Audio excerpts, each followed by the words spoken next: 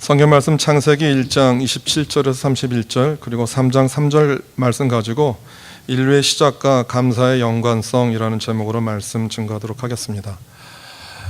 제가 일주일에 한 달에 한 번씩 이 지역에 있는 목사님들하고 같이 모임을 합니다. 그래서 여러 가지 이야기들도 하고 또 기도 제목도 나누는데 각자 교회들마다 있는 특별한 시간들을 얘기하고 소개하는 시간들이 있어요. 그런데 추수감사 주일은 얘기가 안 돼요. 그러니까 이 영국이나 이런 쪽에서 우리 영향을 받았던 우리 뉴질랜드는 땡스기빙 데이 이 말 자체가 없는 말이에요. 그러니까 아마 우리가 추수감사 주일을 이렇게 지킨다라고 하면 굉장히 의아하게 생각합니다. 왜냐하면 추수감사절은 미국 사람들이 지키는 절기인데 그것을 왜 너희들이 교회에서 한인들이 모여서 추수감사절을 지키니라고 하는 굉장히 큰 궁금증이 있어요. 아마 우리에게도 그래요. 추수감사절은 지금 미국 제가 가보진 않았지만 이 추수감사절이 굉장히 큰 명절이라 식구들하고 같이 모여서 또 감사하는 그런 시간들입니다. 우리가 잘 아는 것처럼 영국에서 신앙의 자유를 찾아서 미국으로 건너갔었던 120명의 사람들이 하나님께서 그들을 도와주시고 인도하셨던 것을 감사하면서 지켰던 절기입니다. 그것이 한국에 오셨던 미국 선교사들에 의해서 한국에 전파되었고 여러 가지 사정을 다 거치면서 11월 셋째 주 수요일 날 지키던 것을 11월 셋째 주일 날 지키는 것이 유래가 되어서 오늘 여기까지 이루었습니다. 아마 좀 뉴질랜드에서 낯선 주일이지만 추수감사절이 어떻게 보면 그것이 미국 사람들이 지키는 절기다라고 하는 그런 것을 떠나서 이 11월 셋째 주가 제가 생각할 때는 1년 가운데서 시기적으로 참 묘하게 걸려있는 주일이에요. 왜냐하면 1년을 마무리하고요. 그리고 이제 한 달 정도 남은 12월 한 달을 어떻게 한 해를 마무리하고 새로운 새해를 준비할 수 있는지에 대해서 다시 한번 되돌아보게 하는 그런 절기 같아요. 그래서 이 추수감사절이 우리가 한국 사람이고 미국 사람하고는 관계가 없다라는 것을 떠나서 지난 한 해 동안 하나님께서 우리에게 베푸셨던 은혜와 그 사랑과 하나님께서 함께 하셨던 것들을 다시 한번 기억하고 또 이 해를 마무리하고 새롭게 새해를 준비하는 그런 좋은 전환점이 되었으면 좋겠습니다. 그리고 오늘 어떻게 말씀을 준비할까 생각하다가 감사라고 하는 것의 시작, 감사가 언제부터 시작됐을까? 성경에 감사라는 말들이 참 많이 나오지만 이 감사가 어디에서부터 시작했을까라고 하는 생각을 하다가 그 감사를 창세기에서 찾아봤어요.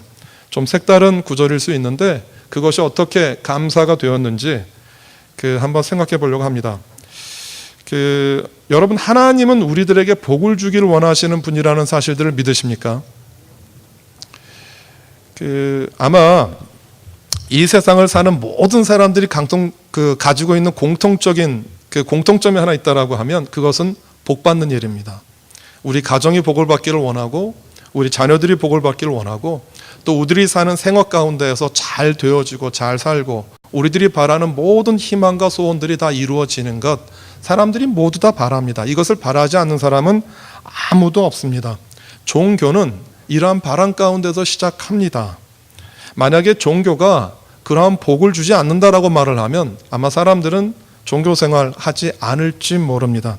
하나님도 마찬가지입니다. 하나님도 우리에게 이러한 복, 의식주의 복, 또 범사의 복 이런 모든 복들을 전부 주기를 원하십니다. 이것이 우리를 향한 하나님의 마음입니다. 그런데 하나님이 이 복을 우리에게 주실 때 하나님이 복만이 아닌 그 복이 시작되기 이전에 하나님과의 관계에 대해서 말하십니다.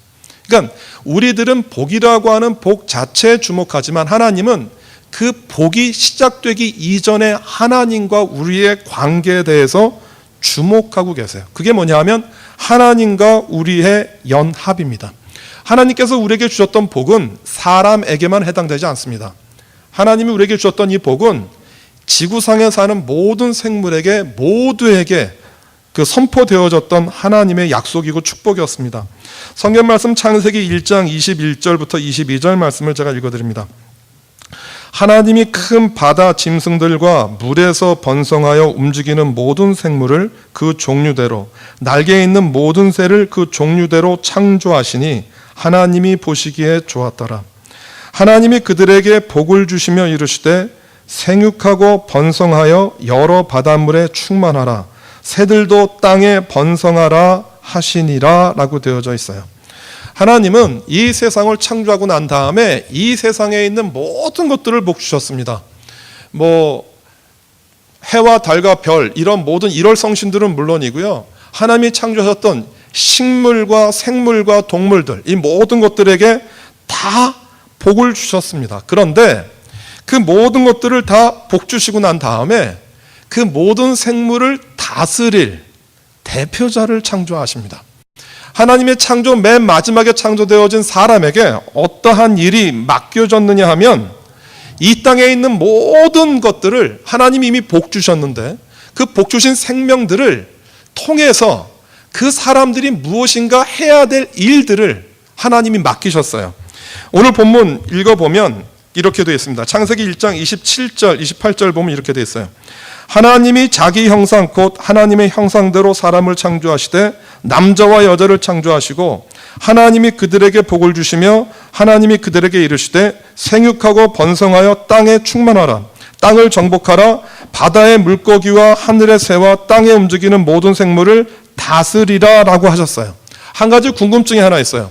사람이 하나님이 창조한 세상에 있는 모든 만물들, 생물들, 식물들, 동물들 다스리지 않으면, 그들을 이끌지 않으면 그들이 제멋대로 그들이 잘 자라지 못합니까? 그들이 생육하고 번성하는데 문제가 있습니까? 저는 그렇게 생각해요. 만약에 지구에 만들어진 생태계 가운데 사람의 욕심만 그 생태계 가운데 개입하지 않으면 이 세상은 너무나 완벽하게 조화롭게 만들어지는 세상 같아 보여요. 어느 순간인가 하나님이 완벽하게 만들어 놓은 그 생태계를 깨트리는 게 누구예요? 사람이란 말이에요. 사람의 욕심이란 말이에요. 그 짐승들은요, 아무리 사납고 강한 맹수라고 할지라도요, 자기 배가 배부르면 더 이상 포획하지 않습니다. 생물들은 음식을 저장하지 않아요. 그러니까 내가 배가 배부르면 더 이상 아무리 사나운 짐승이라도 남을 해치지 않습니다. 근데 사람은 달라요. 제가 볼 땐 하나님 만들어 놓은 자연과 지구와 생태계를 가장 많이 파괴하는 게 사람인데, 도대체 그런 사람에게 왜 하나님이 이 세상을 정복하고 다스려서 이 땅을 충만하고 그리고 땅을 정복하고 이 모든 것들을 다스리라고 하는 말씀을 하셨을까요? 여기에서 사람이 다스린다라는 말이 무엇이겠습니까? 하나님이 이 세상에 있는 생물들, 땅에 있는 짐승들을 잡아먹으라고 우리에게 그런 권리를 주셨습니까? 하나님 맨 처음에 창조하셨을 때에는요, 사람은 육식하지 않았어요. 이 땅에 있는 그 식물들만 먹었어요. 사람이 육식을 한 건 언제냐 하면 노아 홍수가 나고 난 다음에 창세기 9장 3절 보면 하나님이 비로소 사람들에게 육식을 허락하세요. 그러니까 하나님이 사람들에게 짐승을 먹으라고, 잡아먹으라고 그런 것들을 주셨다고 생각하십니까? 저는 그것 아니더라고 생각을 해요. 오늘 그래서 이 28절에 나와 있는 그 단어, 두 단어를 좀 살펴볼 필요가 있는데, 첫 번째는 땅을 정복하라라고 하는 단어입니다. 이 정복이라는 말이 카베슈라고 하는 말인데요, 그 뜻이 뭐냐 하면 진압하다, 복종시키다, 구속시키다예요. 그런데 이 진압한다라는 게 어떤 의미냐면 자연스럽게 무엇을 정복하는 게 아니고요, 물리적인 힘을 동원해서 정복하는 거예요. 그러니까 심지어는 진멸하다, 소진시키다라는 말도 있어요. 그러니까 이 정복이라는 그 말이 강압적으로 물리적으로 정복을 하는데, 여기에서 땅이라고 말한 것들이 에레츠라는 단어인데, 이것이 땅도 돼요, 랜드라고 하는 말도 되지만 동시에 무엇도 되냐 하면 나라, 세상, 민족까지도 되는 말이에요. 그러니까 사람에게는 이 땅이라는 것들과 더불어서 무언가는 그 물리적인 힘을 동원해서 진압하고 정복하고 그 모든 것들을 내 소유로 둬야 된다라고 하는 무언가를 주셨어요. 그 다음에 두 번째 보여야 되는 단어가 그 뒤에 나와 있는 모든 생물을 다스린다라고 하는 단어예요.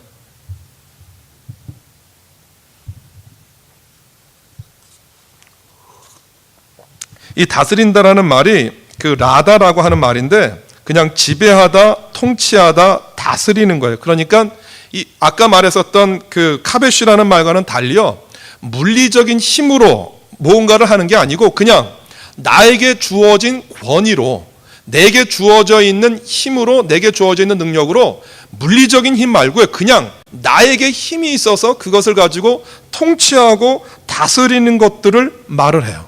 하나님이 우리가 보면 생리적으로, 생물학적으로 보면 굳이 사람의 다스림과 사람이 정복해야 된다라고 하는 특별한 이유를 우리가 찾을 수 없는데, 하나님이 사람을 창조하시고 난 다음에 창세기 1장 28절에서 이렇게 말했던 의미가 무엇이라고 생각하십니까?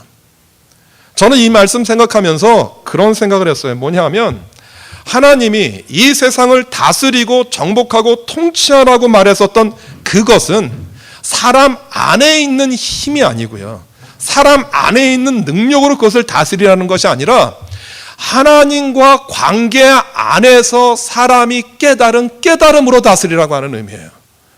사람이 누구인지, 너희가 누구인지, 너희가 이 세상에 있는 모든 것들을 다스리고 정복하라고 하나님께서 그 권위를 위임해 주었지만, 그 권위와 그 위임이 어디로부터 온 것인지 너희가 반드시 기억해야 된다라고 하는 거예요.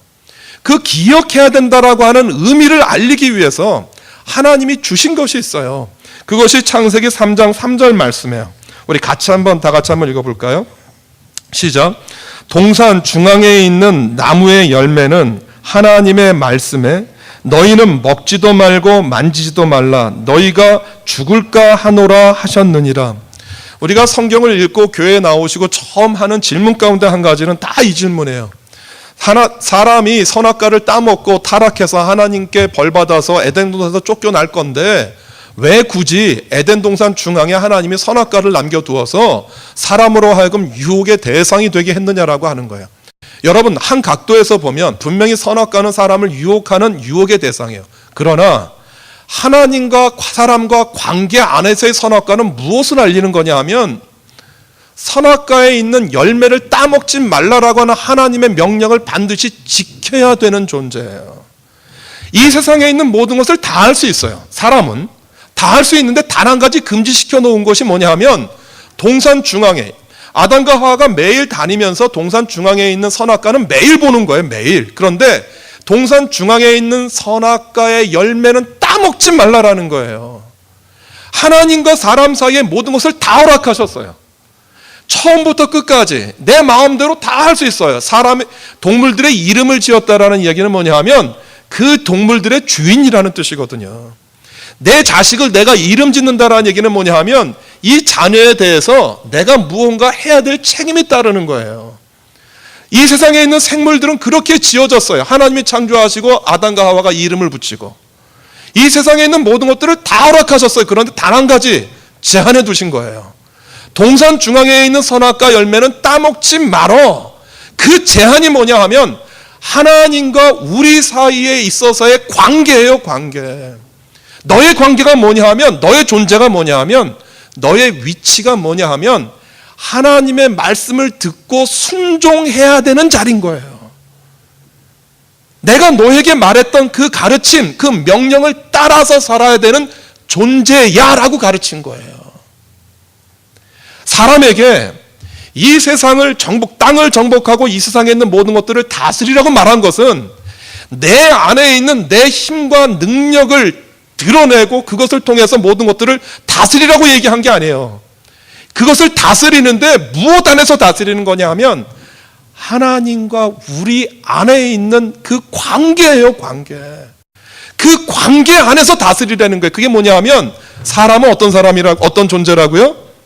선악과를 통해서 분명하게 말하는 것이 한 가지 있어요. 그건 뭐냐 하면 하나님이 우리에게 말씀하신 말씀은 어떻게 해야 되는 거예요? 순종해야 되는 거예요. 주님께서 우리에게 말씀하신 그 말씀은 들어야 되는 존재인 거예요. 거기에는 어떠한 토나 어떠한 그 제한, 어떠한 질문도 있을 수가 없어요. 그게 사람이에요. 하나님이 말씀하시는 것들에 대해서 순종하고 따르고 지키는 존재, 이것이 하나님이 지으신 사람이에요. 그리고 이 세상을, 이 땅을 정복하고 이 세상에 있는 것들을 다스리라고 말한 뜻은 뭐냐 하면 하나님 안에 있는 나의 가치, 나의 존재를 깨닫고 그것을 세상 가운데 드러내라는 거예요. 이 세상에 있는 생물이 사람에게 속했다라는 말은 뭐냐 하면 그 모든 생물의 대표자가 사람이거든요. 그 사람이 하나님 앞에서 내 자리, 순종해야 되는 자리, 겸손해야 되는 자리, 하나님이 말씀하시면 반드시 들어야 되는 그 자리를 깨닫고 이 세상을 다스리고 정복하라라고 주님께서 말씀하신 거예요. 우리가 그럴 때 어떤 일이 벌어질까요? 그림 한번 보여주실래요? 하나님이 세상을 창조하셨어요. 그리고 사람을 지으셨어요. 그래서 하나님이 사람에게 무엇을 허락하세요? 다음 그림 계속 보여주실래요? 예. 하나님이 사람을 창조하셨어요. 그런 그 사람에게 반드시 한 가지 부여되는 조건이 있었죠. 선악과예요. 그런데 이 선악과는 뭐냐 하면 그 복이라고 하는 단어, 오늘 본문에 쓰여져 있는 복이라는 단어는 히브리어로 바락이라고 얘기를 해요. 이 바락이라는 말 안에는 두 가지 뜻이 담겨져 있어요. 하나는 우리가 복이라고도 알려져 있는 그 복인데 두 번째 단어는 무릎 꿇다예요. 그러니까 무릎 꿇는 것과 하나님이 복을 주신다라는 말이 이 바락이라는 동사 안에 같이 있는 거예요. 그러니까 하나님께서 저 바락이라는 복으로 우리들에게 축복하시기 이전에 하나님이 우리에게 부여되어져 있는 그 조건은 뭐냐 하면 그 선악과를 보면서 그 나에게 제한되어져 있는 선악과를 보면서 하나님께 반드시 순종하고 복종해야 됩니다. 그것이 뭐냐 하면 그것이 예배거든요. 무릎 꿇는 것이거든요. 그것을 하나님 앞에 드릴 때 하나님이 보세요. 주어가 저 바락의 주어가 사람이 되면 하나님께 예배합니다. 월십합니다라는 그 뜻이 되어져요. 그런데 저 바락의 주어가 하나님일 때는요. 하나님이 사람한테 무릎 꿇을 수가 없잖아요. 그러면 저 바락이라는 동사는 어떤 뜻으로 쓰여지는 거냐면 하나님이 사람에게 무릎 꿇는다라고 하는 그 의미가 하나님이 사람에게 복 준다라는 의미로 되는 거예요. 우리가 하나님 앞에 내 자리가 무엇인지, 내 자리가 하나님 안에서 어떤 것인지 깨닫고 하나님 앞에 무릎 꿇는 것, 이것이 예배고 섬김인데 이렇게 하나님께 나아가면 하나님께서 우리에게 복을 주시겠다라고 하는 거예요. 다시 한번 보세요. 창세기에 나와 있는 천지창조의 큰 그림은 하나님께서 이 세상에 있는 모든 생물들을 복을 주셨어요. 그 모든 생물들 가운데 사람도 복을 주셨어요. 그런데 그 사람에게 한 가지 부여한 하나님의 특별한 사명이 하나 있었어요. 미션이. 그게 뭐냐 하면 동산 중앙에 있는 선악과를 보면서 너는 언제나 하나님께 순종하고 복종해야 되는 자리예요. 하나님께서 내게 주셨던 모든 것들을 바라보면서 제가 그래서 여기에서 감사를 따왔어요. 하나님께서 내게 맡겨주신, 여러분 하나님이 사람을 창조하실 때 몇째 날 창조하세요? 맨 마지막 날. 지구를 창조하시고요, 1월 성신을 창조하시고 생물들을 창조하셔서 이 지구 안에 사람이 살 수 있는 모든 대기 조건을 다 만들어 놓으셨어요. 그리고 그 공중의 새와 바다의 물고기와 그리고 땅에 있는 모든 짐승들, 모든 것을 다 만들어 놓으시고 맨 마지막에 사람을 만들어 놓으세요. 그리고 이 모든 것들을 다스리라고 얘기를 하세요. 그 다스리는 조건이 뭐냐 하면 선악과예요. 하나님 앞에서 나의 자리, 나의 존재, 나의 가치, 그것을 보면서 사람은 뭘 하기 시작해야 되냐 하면 감사해요. 감사. 하나님 나에게 허락하셨던 이 모든 것들에 대한 감사, 그것이 결국 무엇이 되는 거예요? 예배가 되고 섬김이 되는 거예요. 그러면 그것이 하나님께서 사람을 통해서 누구를 축복하시는 거냐 하면 이 세상에 있는 모든 생명과 자연들을 다 축복하시는 거예요.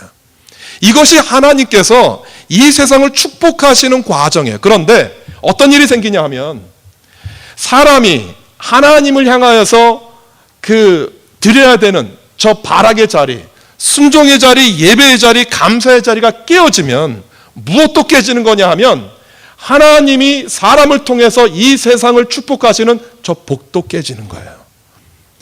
이 땅이 황폐되었습니다. 이 땅이 가물었습니다. 이 땅 가운데 재앙이 왔습니다라고 하는 그런 의미는 뭐냐 하면 사람이 하나님께 드려야 되는 순종의 자리, 사람이 하나님께 나가야 되는 그 믿음의 자리가 깨어졌기 때문에 그래요. 저는 그렇게 말할 수 있어요. 여러분들과 제가 하나님 앞에 정말로 간절히 기도하면 하나님께서 우리의 기도를 들으시고 우리의 죄만 용서하시는 것이 아니라 우리가 살고 있는 무엇까지? 땅까지, 사람까지, 관계까지. 그래서 우리가 해야 되는 일은 뭐냐 하면 저 깨어진 관계에 대한 새로운 설정이에요. 무엇이 새롭게 설정되었냐 하면 하나님과 사람 사이에 만들어 놓은 저 선악과의 자리, 판단하고 생각하고 하나님께 나아가야 되는 그것을 막았던 나의 안에 있는 죄의 자리를 저것을 깨어뜨려 버리면 어떤 일이 다시 한번 회복되냐 하면 무엇이 회복되는 거예요? 저 발악이 회복되는 거예요. 오늘 여러분들이 드리는 이 자리에서 하나님을 향한 믿음과 감사가 우리 안에 넘치고 하나님 앞에 있는 내 자리가 무엇인지 깨닫는다라고 하면 하나님께서 그것을 통해서 다시 새로운 창조의 축복과 창조의 그 하나님께서 만들어 놓은 귀한 것들이 우리 가운데 열려요. 오늘 한 해를 마감하면서 다시 한번 우리의 마음 가운데 새기셨으면 좋겠어요. 하나님 안에 있는 나의 자리, 하나님께서 우리 가운데 허락하셨던 하나님의 은혜, 하나님께서 우리에게 인도하셨던 그 모든 인도함을 되돌아보면서 내 자리가 어디인지 기억하세요. 감사는 그곳에서 시작되는 거예요. 그리고 그 감사가 하나님 앞에 아뢰어질 때 하나님은 여러분들을 통해서 새로운 복을 허락하시고 새로운 이 세상과의 연합을 시작하실 거예요. 대한민국이 많이 어렵죠. 이 세상이 어렵죠. 그 시작과 출발은 다른 사람에게 있지 않습니다. 깨어진 하나님과의 관계를 다시 회복하겠다라고 하는 저와 여러분들의 기도, 그것이 이 세상을 회복하고 하나님의 은혜가 우리 가운데 다시 임하게 하는 새로운 시작입니다. 그런 은혜가 우리 모두 가운데 있기를 주님의 이름으로 소원합니다. 기도하겠습니다. 감사라는 단어는 얼마 전에 우리에게 주어진 단어가 아니라 하나님이 세상을 창조하시고 난 다음 사람이 하나님을 향하여 드려야 되는 첫 번째 덕목이었습니다. 하나님, 우리에게 그 감사가 회복될 수 있도록 도와주십시오. 하나님 안에서 내가 누구인지, 어떠한 자리에 있어야 되는지 깨닫게 해주시고, 하나님 앞에 그 관계의 연합이 새로워짐으로 이 세상을 축복하기를 원하셨던 그 하나님의 복과 은혜가 우리 모두 가운데 임할 수 있도록 주님 인도하여 주옵소서. 감사합니다. 예수님의 이름으로 기도드립니다. 아멘.